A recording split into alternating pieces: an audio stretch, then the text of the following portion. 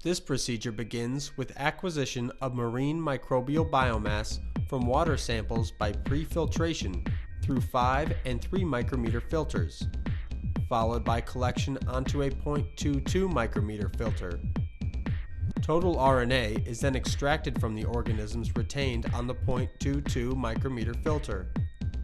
rRNA is removed from the total RNA by selective enzymatic degradation and subtractive hybridization. Enriched mRNA is amplified linearly via poly-A tailing and in vitro transcription.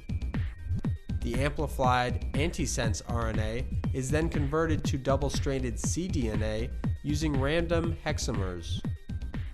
The resulting cDNA can be cloned and sequenced or directly pyrosequenced.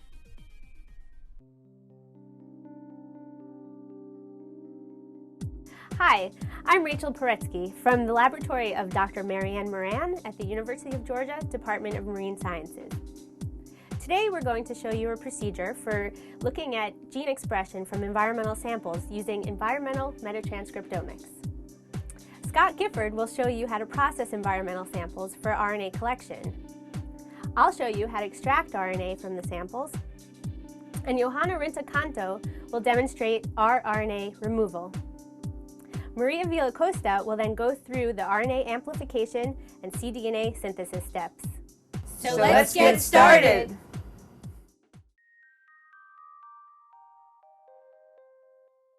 To begin the environmental RNA collection, we set up the filter line system by placing one end of the tubing into the water at the desired depth for sampling, and attach the opposite end to a high-volume 3 micrometer filter, placing the pump in between the two ends of tubing. The 3 micrometer filter is then connected to the 0.22 micrometer filter tower, and outflow is directed from the 0.22 micrometer tower into a graduated carboy. Run several liters of water through the system to rinse. When finished, remove the tubing from the water while the pump is running to purge the remaining water from the line. Next, use a pair of forceps to place a 0.22 micrometer filter on the filter tower and close it. Place the end of the line back into the water and turn on the pump. Allow the air to be purged from both the filters and monitor the volume of water filtered with the graduation on the carboy.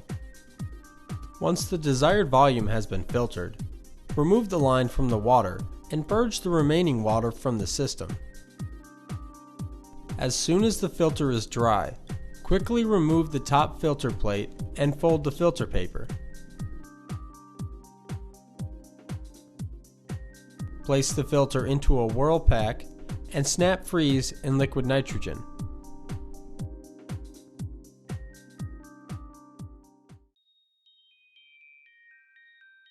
Before we begin the experiment, it is important to note that because RNases are ubiquitous and mRNAs degrade rapidly, standard precautions for working in a ribonuclease-free environment must be followed, including work surfaces and pipettes. With this in mind, clean gloves should be worn when handling any materials used in this procedure, and samples should be processed in as short a time as possible. To begin the total RNA extraction from the 0.22 micrometer filter, we prepare bead beading tubes by adding 8 milliliters of RLT buffer with beta-mercaptoethanol added to a 50 milliliter conical tube. Then 1 to 2 milliliters of RNA beads from a Microbial power soil extraction kit are added. Quickly remove the frozen filter from the freezer, and keeping it in the whirl pack, shatter it with a mallet. Add the shattered filter to the prepared 50 milliliter conical tube, and seal the tube lid with parafilm or lab tape. Vortex for 10 minutes, then centrifuge the 50 milliliter tube at 5,000 RPM for 1 minute at room temperature. Remove as much of the lysate as possible, and transfer it to a 15 milliliter tube before centrifuging again for 5 minutes at 5,000 times G. The supernatant is then transferred to a new 50 milliliter tube, and 1 volume of 100% ethanol is added to the lysate. Using a 10 ml syringe, draw the lysate up through an 18 to 21 gauge needle and pass it back out about 5 times. Subsequent extraction steps use the QIAGEN RN Easy Mini Kit following the manufacturer's instructions, applying the lysate to the provided column with either the vacuum manifold or with repeated centrifugation. Quantify the total RNA spectrophotometrically. After determining the total RNA yield, we use the Ambien Turbo DNA Free Kit according to the manufacturer's instructions to remove any DNA contaminations. Now that the RNA extraction is complete, I'm going to hand off the total RNA to Johanna, who's going to do the first and second rRNA removal steps. Thanks, Rachel.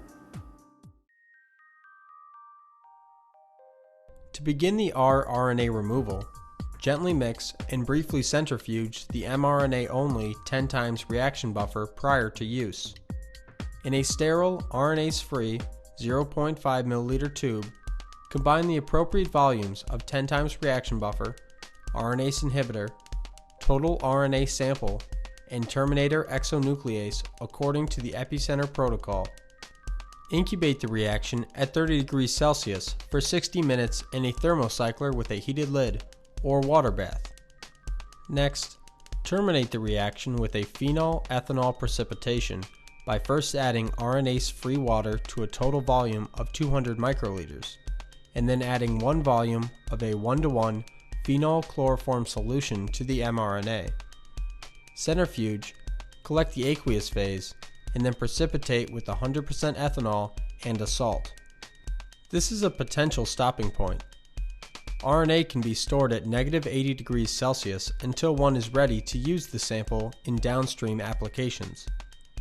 Once we have completed the first mRNA enrichment, we will use the Ambien Microbe Enrich and Microbe Express kits according to the manufacturer's instructions to remove any residual rRNA from our sample.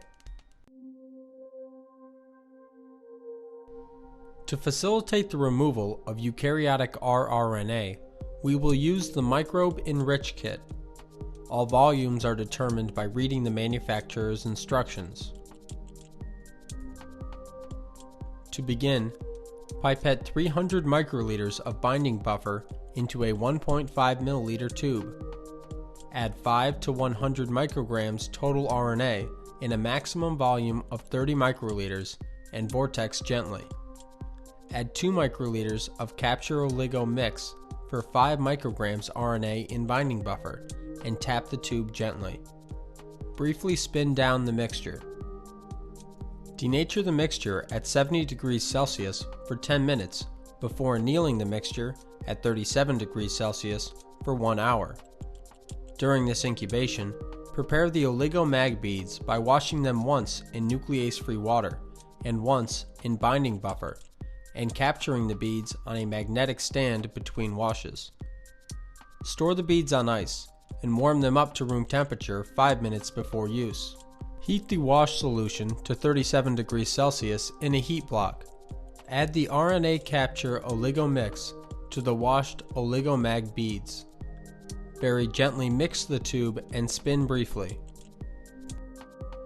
Incubate the mix at 37 degrees Celsius for 15 minutes.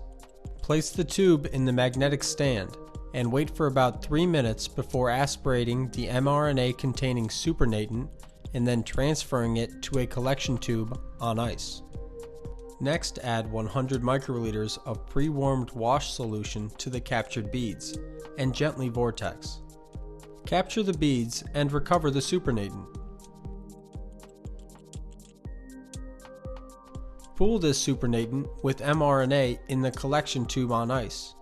Place a collection tube on ice while preparing to remove prokaryotic rRNA using the Ambien Microbe Express kit, which we'll use to remove residual prokaryotic rRNA. Use Bioanalyzer, or Experion, to check for rRNA contamination and mRNA quality. This is a potential stopping point. RNA can be stored at -80 degrees Celsius.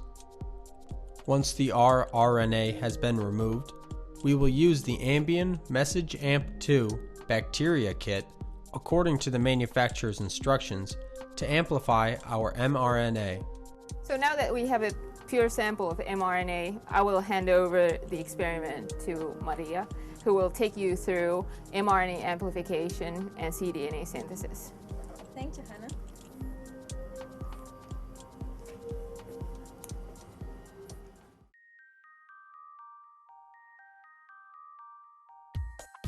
Before we begin the mRNA amplification, calculate the volumes of each component of the Ambien Message AMP2 bacteria kit master mixes online. We begin polyadenylation of template RNA by placing up to 1000 nanograms of total RNA into a sterile, RNase-free microfuge tube. Use 6.5 microliters of sample and no RNase-free water in the first buffer. To synthesize aRNA through in vitro transcription, it is recommended to use a hybridization oven or incubator because of their uniform temperature, and because it is extremely important that condensation does not form inside the tubes. We strongly recommend a 14-hour in vitro transcription reaction incubation to maximize aRNA yield. For the highest aRNA yield, conduct the IVT in a 40 microliter final reaction volume. Store aRNA at -80 degrees Celsius in aliquots of approximately 10 microliters. Once the RNA is amplified, it is time to synthesize the complementary or cDNA. The Promega Universal Riboclone cDNA Synthesis System Kit is used to synthesize cDNA from the aRNA. The kit provides instructions for converting 2 micrograms aRNA to cDNA. We recommend input of 6 to 10 micrograms aRNA and scaling the reactions accordingly. Clean the cDNA using either an ethanol precipitation or the Promega Wizard DNA cleanup system according to the manufacturer's instructions. Store samples at -80 degrees Celsius. Double-stranded cDNA can be directly sequenced at this point.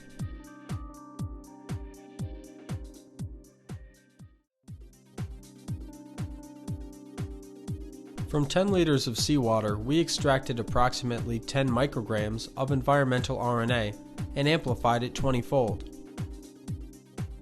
Through conversion of the amplified mRNA to double-stranded cDNA, were generated sufficient quantities of material for sequencing and analysis of environmental transcripts.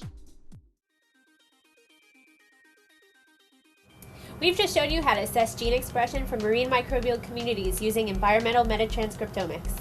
Always remember that when doing this procedure, that mRNAs degrade rapidly and RNases are ubiquitous, so take standard precautions for working in a ribonuclease-free environment and process the samples as quickly as possible. So that's it.